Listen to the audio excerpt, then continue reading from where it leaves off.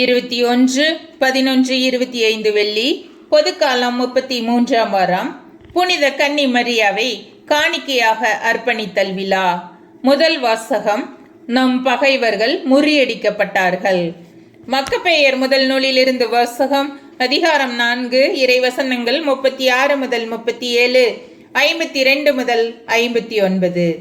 அந்நாட்களில் யூதாவும் அவருடைய சகோதரர்களும் நம் பகைவர்கள் முறியடிக்கப்பட்டார்கள். இப்போது நாம் புறப்பட்டு போய் திருவுறைவிடத்தை தூய்மைப்படுத்தி மீண்டும் கடவுளுக்கு உரித்தாக்குவோம் என்றார்கள். எனவே படை வீரர்கள் எல்லோரும் சேர்ந்து சீயோன் மலைக்கு ஏறி சென்றார்கள். 148ஆம் ஆண்டு கிஸ்லேயு மாதமாகிய 9ஆம் மாதம் 25ஆம் நாள் விடியற்காலையில் அவர்கள் எழுந்திருந்து தாங்கள் எழுப்பியிருந்த புதிய எரிபலி பீடத்தின் மீது திருச்சட்டப்படி பலி ஒப்பு கொடுத்தார்கள். வேற்றினத்தார் பலிபீடத்தை தீட்டுப்படுத்தி இருந்த அதே காலத்தில் அதே நாளில் அது மீண்டும் அர்ப்பணிக்கப்பட்டது. அப்பொழுது பாடல்களும் நரம்பிசை கருவிகளும் யாழ்களும் கைத்தாளங்களும் முழங்கின.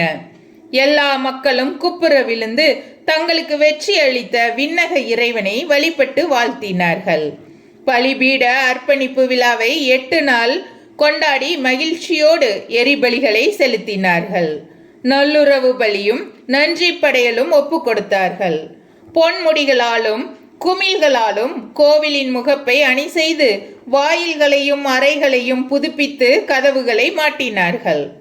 மக்கள் நடுவே மிகுந்த அக்களிப்பு நிலவியது. வேற்றினத்தாரின் பழி சொல் நீங்கியது.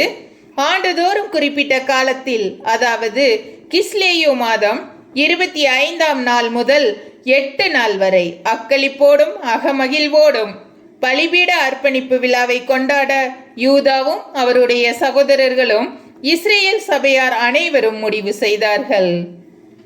ஆண்டவரின் அருள்வாக்கு. இறைவா, உமக்கு நன்றி.